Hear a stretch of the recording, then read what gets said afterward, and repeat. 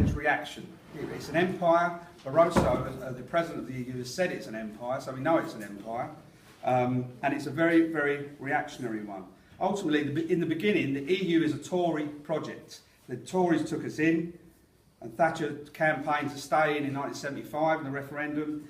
And when the Tories took power in 1979, the first thing she did was lift all controls on capital, as demanded by the Treaty of Rome. Margaret Thatcher herself then drew up the Single European Act, which gave us the euro. And then, of course, when they kicked her out, John Major pushed through the Maastricht Treaty, which was the beginning of imposing austerity on hundreds of millions of people. And then, as Janet has pointed out, he then privatised the British Rail under an EU directive 91/440, and now the same ideology of fragmentation and privatisation is being imposed on the Caledonian McBrain. They postponed it, but it's coming back. And there is one model that the EU has got: smash it up, privatise it, and give it to the private sector so they can soak up the public subsidies. That's what it's about. It's about transferring. It's about transferring wealth from the public sector to the private sector through the banks. And that's what the bailouts are about in the periphery countries as well. Those bailouts, so-called bailouts from the IMF and the EU, were not bailouts of the Greek people or the Portuguese people or anyone else. They were bailouts of the banks that owned all the debt. The Irish people have still got the debt, but the banks have got the money that they bought. They bought that debt, got the money for it, and now the Irish and the Greek people are now saddled with that debt forever under the present circumstances. There was an alternative to obviously get out of the euro, but the ruling classes in those countries are still wedded to the idea of a Franco-German dominated empire, and were not interested in reflecting the interests of those that elected them.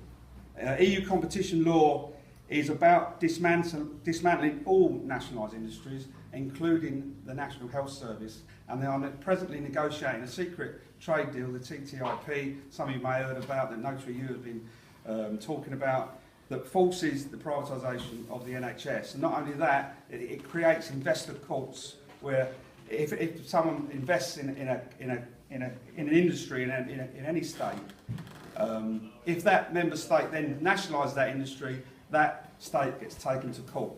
So we're talking about permanent privatisation being imposed on all the member states of Europe. And on top of that, the EU is militarising at a rate of knots. The EU has sent military forces to Central Africa on the pretext of humanitarian intervention, which is about as humanitarian as the bombing of Yugoslavia in 1999. And the French troops that are there are not intended on leaving anytime soon, and they're going to be drawing resources out of Central Africa and drawing the profits back to French monopoly capitalism. At the same time, Germany is funding and arming fascists in Ukraine, which is almost beyond belief that it's happening. The right sector and the Freedom Party are openly fascist parties, dress up in SS uniforms and give Hitler salutes and all the rest of it. And they've got deep links with the NPD, which is the Nazi party inside Germany, which has now got links with the German ruling class. So we're in a very, very serious situation, and it's one that Bob saw was coming, and he was told he was talking rubbish. And I think, looking back the last 6 years, I think we can work out who was telling the truth and who was trying not to have that debate. And that's what I want to finish on, about the nature of the debate on the European Union within the TUC and the trade union and movement.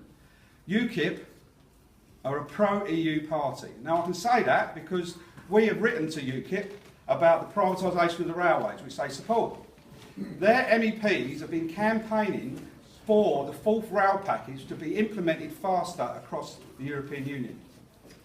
And they support every policy that the European Union has been imposing on us under the guise of being an anti-establishment party, and they're just simply not. And the tragedy is that they're now the third biggest party in Europe because there's such a massive political vacuum on the left and lack of understanding on the left. Last year, Bob Crow went to the TUC in Bournemouth and he put a simple motion: we want a referendum on Britain's membership of the EU. Now, it was an absolute disgrace that the Unite put up a speaker from some organisation called the AWL, I'm not sure who they are, and called Bob Crow a racist from the platform. Absolutely disgraceful.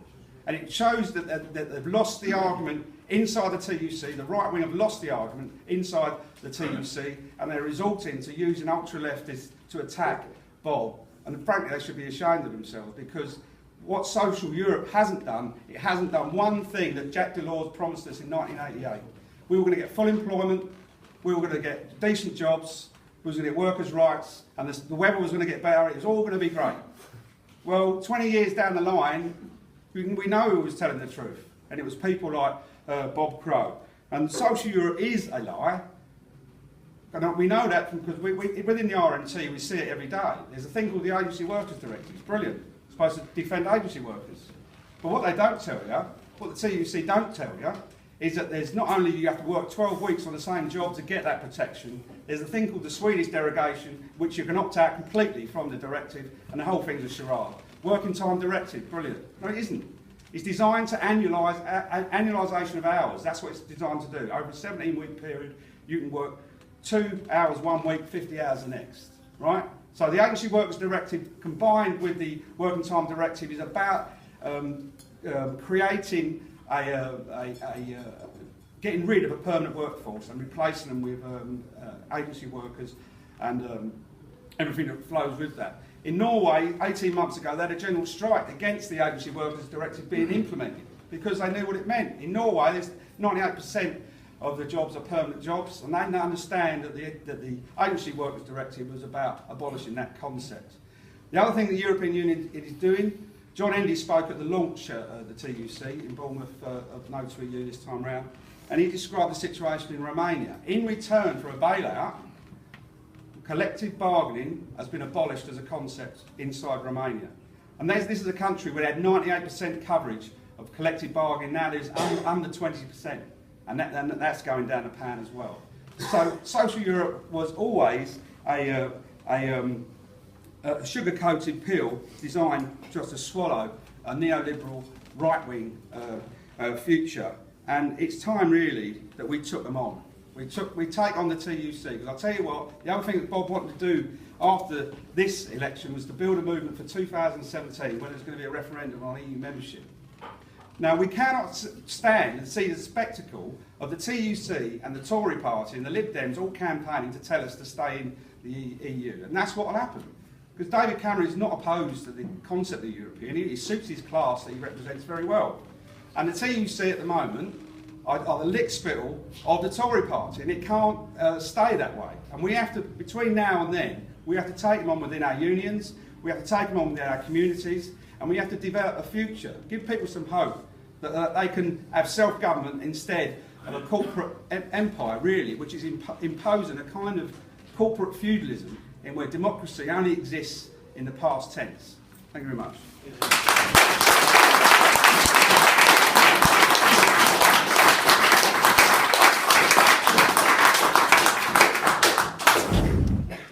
Thanks, Janet. We're going to ask John to change his name to Brian, so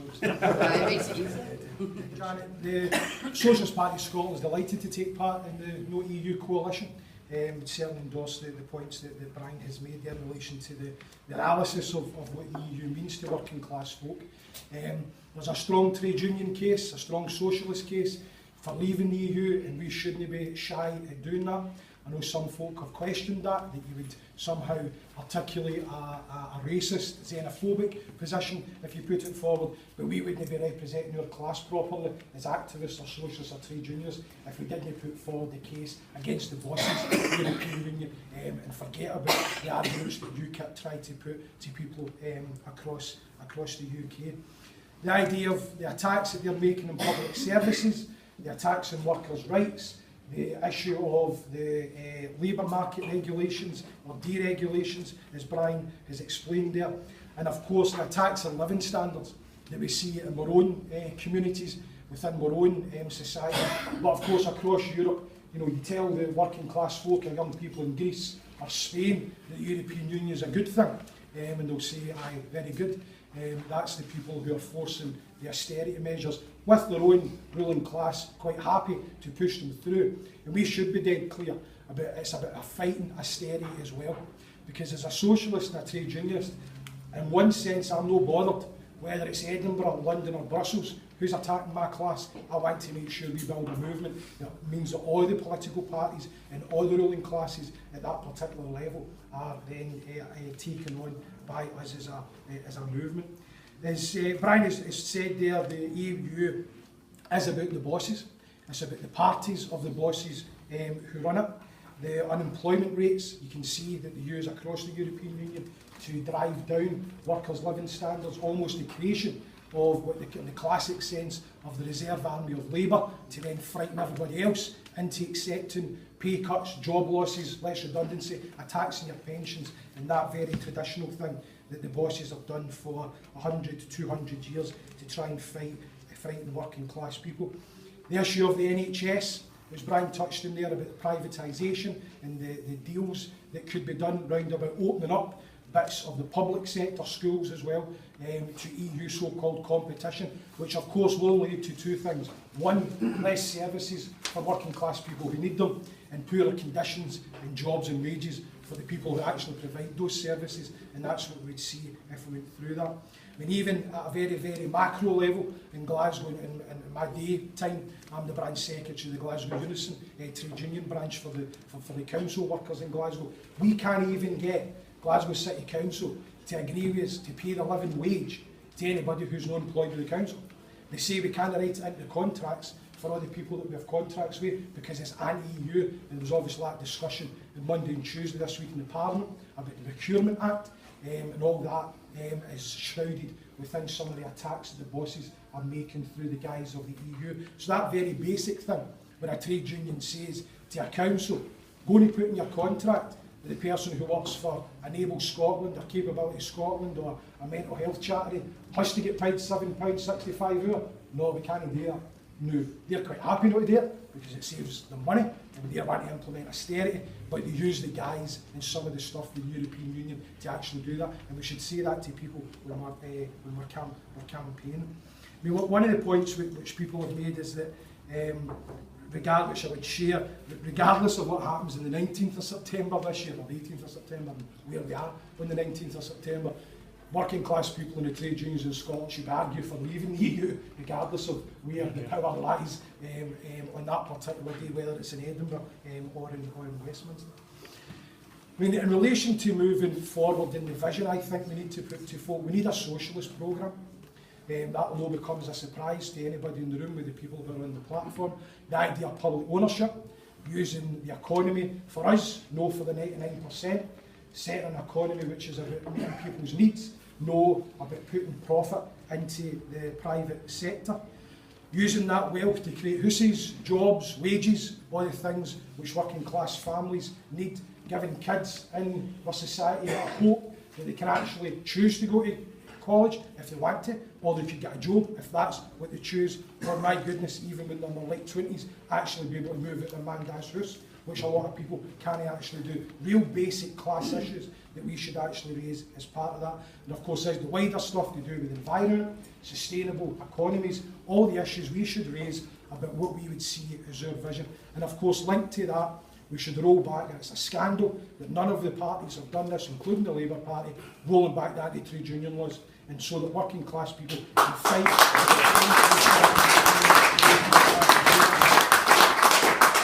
And we don't need to make the case for where the wealth should come from. Most people in this room will know that. But again, even in Sunday, the Sunday Times Rich List, you know, the billionaires are increasing in Britain, and including in Scotland, you know, those who want to replace the Union Jack with the Saltire or vice versa need to also make the point about the billionaires in Scotland. We need to take their money off in relation to the independence referendum and an independent Scotland if that comes to pass. The big question for me, and certainly for the Socialist Party, is the issue of political representation for working class people, and Brian's touched a wee bit on it. That we are unashamedly in favour of the idea of a new workers' party.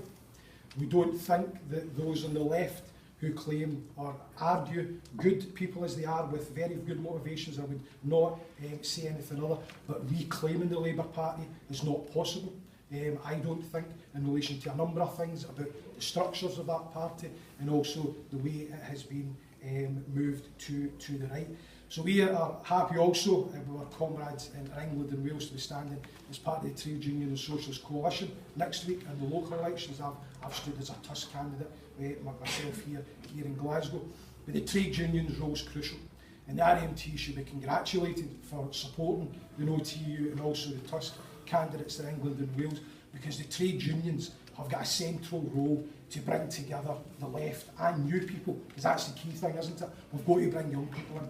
We've got to get new layers of working class people involved in working class politics and trying to get a vehicle which represents us and not the bosses. So we do need to organise, regardless of what happens in September of this year, regardless of what may happen in the general election in the UK of next year, because we need to build a movement for our class, and us putting forward the ideas of an anti-EU is part of that. Therefore, we should do what we can over the next 6 or 7 days, try and get the vote out, but probably just as important, take the opportunity to talk to folk about we need to organise, and we need to organise for a socialist future, because that's how we'll really change the world.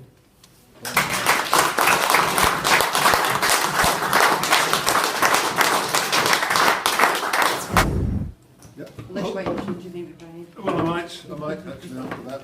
I'll say I agree with everything the two Brians have said, more or less, not everything, but more or less. But just to start to say that I think this campaign is unifying in Scotland at the moment. It's unifying because it brings together those who want to defend the public sector, to defend the trade union movement, whether or not they support independence or not. Because we all know that whether it comes yes or no on the 19th of September, the EU will stand in the way of public ownership, it'll stand in the way of public services, it will enforce austerity. So we will have a common enemy now, and a common enemy whatever happens on the 19th of or 18th of September. So it's unifying. That's the first thing I want to say. It unifies the left. The second thing is that we are the only party standing against the EU on the left, and we stand for true internationalism. True internationalism. I think that's what, again, both Brians have said. Not the phony internationalism of saying, well, it's somewhere across the channel, therefore the EU must be internationalist, but internationalist in the genuine sense, that we stand beside the working class movement and workers across Europe and the rest of the world. We stand beside them. We stand beside them at a time of absolutely acute crisis, when living standards are falling, when jobs are going, and where rights, democratic rights, are being destroyed before our eyes across Europe. We heard the statistics about European growth come over just this afternoon. France, no growth. Other countries contracting. Only Germany is growing. That's the only country that's got significant growth. All the rest contracting. In situations where already there is great poverty and enormous unemployment. Just want to kind of jump back a bit. Most of us sitting in this room probably supported No to EU in 2009. And it was quite a hard campaign then. Going out in the streets, giving out the No to EU leaflets, quite a lot were kind of thrown back at you because people were saying, well, maybe the EU is good, maybe it is about, social rights of some kind or other. The message had not gone through. This time round, I think there's been a transformation. I'm not sure that we'll see a transformation in the vote, but nonetheless, people are beginning to think about the EU in a much more critical way than they did before. And we have got to be able, from the left, to capitalise on that, because we know what will happen if we don't. It will be the right wing, as Brian says, both the Brians. It will be the right wing, it will be UKIP. And that is again why this campaign is so important. There has been a change, because people have seen what we said in 2009 come to pass. We said the EU will use this crisis to achieve what it has failed to achieve over the last 20 years. Mrs. Thatcher set up the Single European Act in 1986. It was designed to enforce a neoliberal regime across Europe. Germany got the industrial rights, Britain got the financial markets. But there was one thing standing against that act to make it work, neoliberalism. It was the strength of the trade union movement, because there was no part of the world where trade unions were as strong as they were in Europe, in France and Italy and Germany and Britain. And they had to find a way of overcoming them. And they slowly worked at this with the various directives, destroying the public sector, privatization. And then there was the Lisbon Programme of 2000, which was intended to start to undermine the labour market. Who were the designers of that? Tony Blair and an Italian equivalent called D'Alema, the Italian Prime Minister at the time. Right-wing, extreme right-wing social democrats. And it talked about things, and they used very coded language, as they were very clever at doing. They wanted to end early exit from employment. What did that mean? Increasing the pension age. They wanted to ensure that pensions were sustainable. What did that mean? Cutting pensions. They wanted to eliminate, and these are all in that Lisbon programme, disincentives to work. What's that mean? Cutting benefits. We all know what it means now. They weren't able to do it across Europe in 2001, 2005. They had a new recall Lisbon programme which demanded annual reports. 2008, 2009, yes, they could finally do it. They could smash collective bargaining. And that's what they've done across Europe. They've enforced privatisation. Brian's given all the details of that. And there is a kind of sheet around for those that can get about it that actually looks at what those programs enforced were, where they actually list the various industries, public sector firms that had to be privatised for each country, for Cyprus, for Greece, for Portugal, for Spain. All these things are listed there. So that's what they did, and we now see the result of that. And that crisis and the mass unemployment is not accidental unemployment. As Brian said, the second Brian said, it's using labour, surplus labour, the reserve army of labour, to be able to break the trade union movement. That's what it's all about, and they intend to continue to do that. So that's where we are at the moment, and that's why there has been a transformation on the left.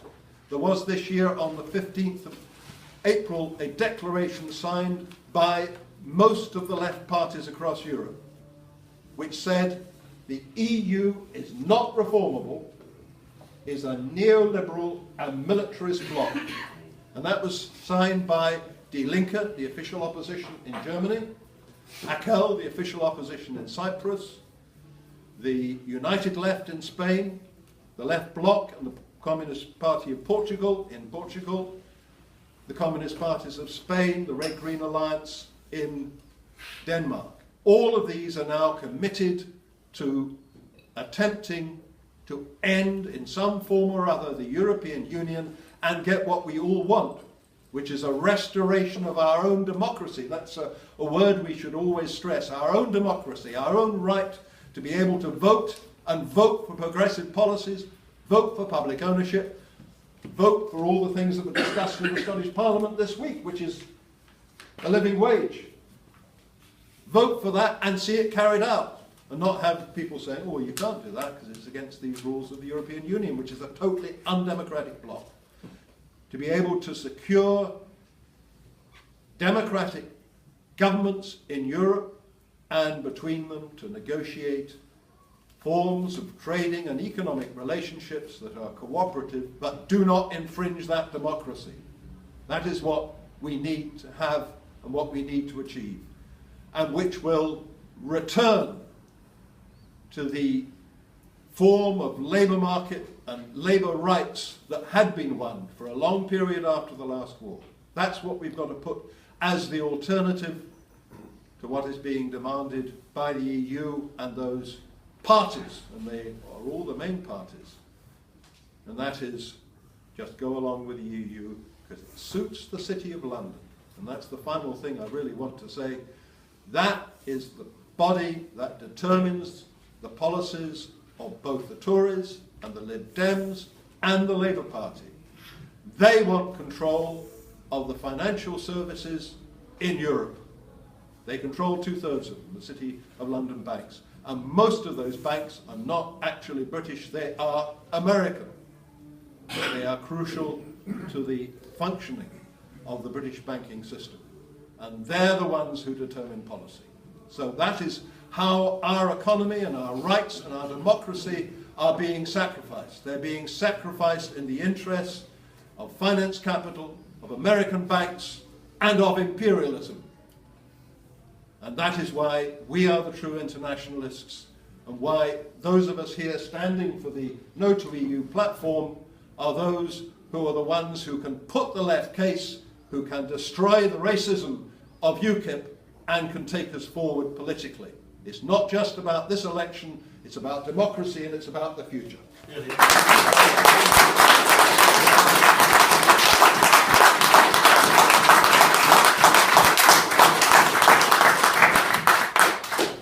Thanks very much. Brian mentioned about agency workers, and I think what we need to do as well is get rid of zero-hour contracts. I just found out recently that you have to be without any money for 3 weeks before you can claim any benefits, which I think is ridiculous. And it's about time we did get rid of them. I've seen more zero-hour contracts coming out, but we need to try and get rid of them.